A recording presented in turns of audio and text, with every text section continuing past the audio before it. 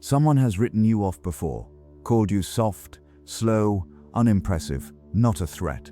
And instead of letting it sit, you corrected them immediately, spent real energy proving them wrong, explained yourself. Defended your intelligence out loud, in the open, to people who had already decided what they thought. And in doing so, you handed them exactly what they needed to work against you.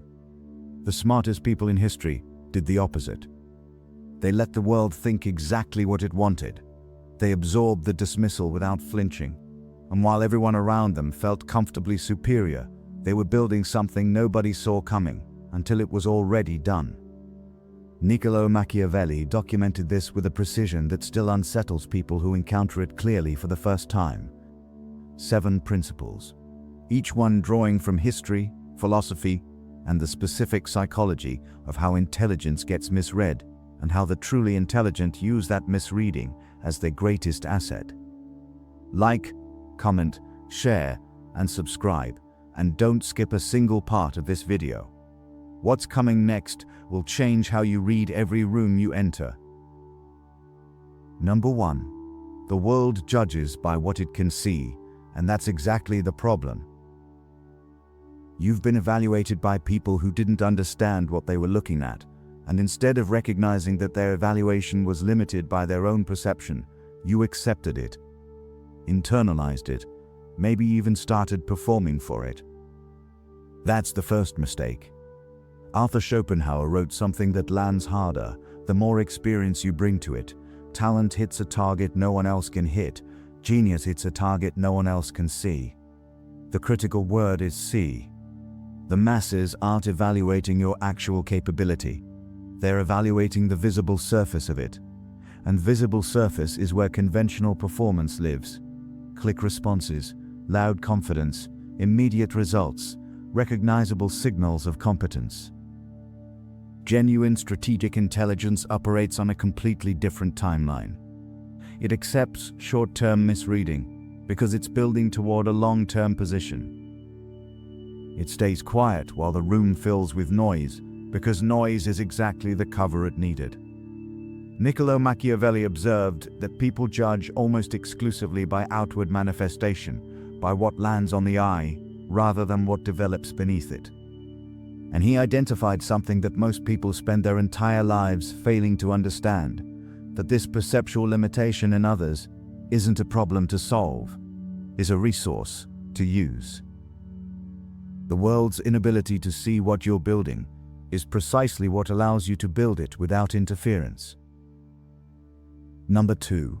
Machiavelli's most dangerous idea: simulating madness.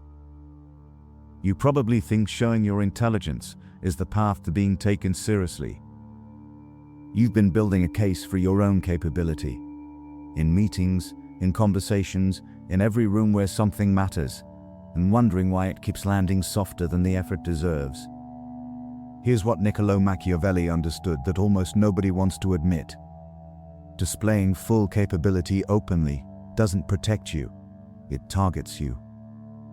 In his discourses on Livy, Machiavelli examined the life of Lucius Junius Brutus, a man of extraordinary political intelligence who survived the brutal purges of the Tarquin monarchy by doing something that looked, from the outside, like complete self-destruction. He feigned severe mental impairment. He allowed himself to be mocked publicly, dismissed as a harmless court fool, and treated with the specific contempt reserved for people considered no threat to anyone. While Rome's actual intellectuals were being systematically eliminated for the danger their minds represented, Brutus was invisible, unthreatening, completely beneath the radar of a regime that killed everything it noticed. Then he led the uprising that overthrew the monarchy and founded the Roman Republic. Epictetus wrote, "It is impossible for a man to learn what he thinks he already knows." The regime thought they already knew what Brutus was. That certainty was his most valuable protection. He let them keep it, until it was too late for them to revise it. Number 3. Emperor Claudius, the man who played stupid long enough to become emperor. You've dismissed someone before, based on how they presented, and found out later uncomfortably, that you'd fundamentally misread what you were looking at. Now consider what it felt like to be the person you dismissed. And then consider what they were doing while you were busy underestimating them. Roman Emperor Claudius was born into the most powerful dynasty in the ancient world and was immediately dismissed by it. A pronounced stammer, a limp, physical mannerisms that the Roman aristocracy read as intellectual deficiency. His own family treated him as an embarrassment. The Senate ignored him. Under the reign of Caligula, who was systematically eliminating potential rivals with genuine ferocity, Claudius survived not by defending himself, but by leaning fully into persona everyone had already assigned to him. He exaggerated his helplessness, absorbed public humiliation without visible reaction, made himself as unthreatening as possible to a regime that was killing everything it perceived as a threat. The historian Suetonius recorded that Claudius later acknowledged deliberately performing stupidity under Caligula. He knew exactly what he was doing. When Caligula was assassinated, the Praetorian Guard found Claudius cowering behind a curtain and proclaimed him emperor, believing they were installing a pliable fool. Carl Jung observed, "The most terrifying thing is to accept oneself completely." Claudius accepted the fool. Then he used that acceptance to rule an empire. Number 4. Abraham Lincoln. Let them call him a guerrilla, then won the war. You've let someone's low opinion of you affect your behavior, defended yourself, proved yourself, spent energy on the performance of competence instead of the actual exercise of it. Lincoln never made that mistake. Not once. And it may be the single most underappreciated reason the Union survived. Lincoln arrived in Washington with minimal formal education, a frontier accent, and a physical awkwardness that the Eastern political establishment found immediately dismissible. General McClellan, commanding the Army of the Potomac, privately called him a well-meaning baboon and routinely ignored presidential directives. Secretary of State Seward assumed Lincoln could be easily managed. Secretary of War Stanton dismissed him as a vulgar guerrilla. Lincoln absorbed every syllable of contempt without visible reaction. He listened patiently to condescending advice. He allowed his subordinates to believe they were the real intelligence behind the administration, and used that belief to manage their enormous egos while quietly maintaining total strategic control over the entire war. Both Seward and Stanton eventually recognized their catastrophic miscalculation. Both became Lincoln's most devoted allies and publicly acknowledged his genius. Ralph Waldo Emerson wrote, "The wise man in the storm prays not for safety from danger, but for deliverance from fear." Lincoln wasn't afraid of being underestimated. He understood something most people never grasp, that the room's low opinion of you is only a liability if you spend your energy correcting it. Number 5. Why showing everything you know is a tactical mistake. You've walked into rooms and displayed your full capability immediately, laid everything out, demonstrated the depth of your thinking, made absolutely certain the people present understood what they were dealing with. And the result, more often than you'd like to admit, was that people felt threatened rather than impressed. Doors closed instead of opened. This isn't accidental, it's structural. Robert Greene synthesized centuries of strategic observation into a principle that reads almost too plainly to carry the weight it actually does. Law 21 of the 48 laws of power: seem dumber than your mark. Not because intelligence is a liability, because visible intelligence triggers a specific and predictable human response: defensive coalition. When people around you feel intellectually inferior, they don't respond by admiring you. They respond by quietly grouping against you. They form the kind of alliance that has nothing to do with shared values and everything to do with shared discomfort. The brilliant person who announces their brilliance becomes a problem everyone else needs to solve. Niccolo Machiavelli observed that openly displaying high capability invites preemptive strikes from everyone who correctly identifies it as a future threat to their own position. Projected simplicity, by contrast, allows real resources to accumulate without triggering the defensive response that visibility always generates. Seneca wrote, "Retire into yourself as much as you can." The capability doesn't disappear when it's hidden. It compounds, undisturbed, until the moment it's needed. Number 6. The psychology of underestimation. Why being dismissed is an advantage. Someone in your life right now genuinely believes they have a more accurate read of your capability than you do. They've placed you somewhere on their internal hierarchy, below where you actually belong, and they're operating with the comfort of that placement. They're relaxed around you, in a way they wouldn't be if they knew what they were actually dealing with.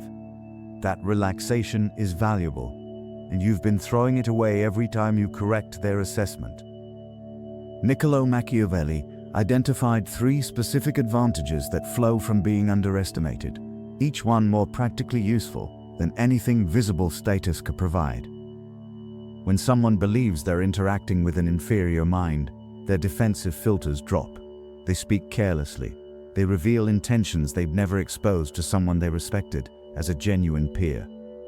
They hand you intelligence they'd never consciously provide. Simultaneously, the envy that brilliant people typically generate, the specific destructive envy that forms coalitions against visible capability, simply doesn't activate. There's nothing to be envious of. You appear to pose no threat. Friedrich Nietzsche wrote, "One must still have chaos in oneself to be able to give birth to a dancing star." The chaos you're carrying internally, the thinking that nobody is watching closely enough to register, is exactly what produces outcomes nobody predicted. The world's underestimation of you is only a loss if you let it become one. Number 7.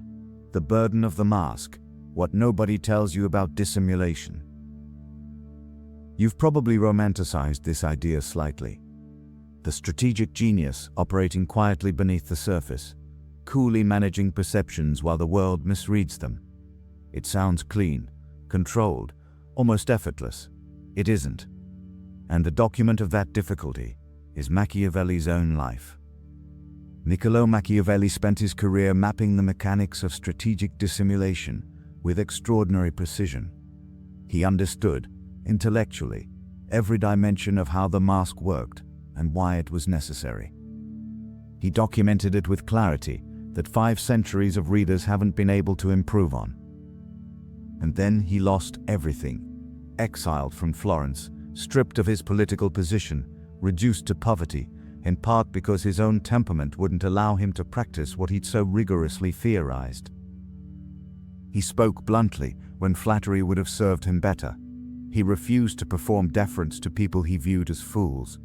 His personal dignity kept colliding with the strategic requirements of his own philosophy. William James observed, "The greatest revolution of our generation is the discovery that human beings, by changing the inner attitudes of their minds, can change the outer aspects of their lives." The inner attitude required to maintain strategic dissimulation is profound emotional detachment, a genuine willingness to let the world think what it thinks without needing to correct it. That willingness is the hardest part, not the strategy. The self-control underneath it.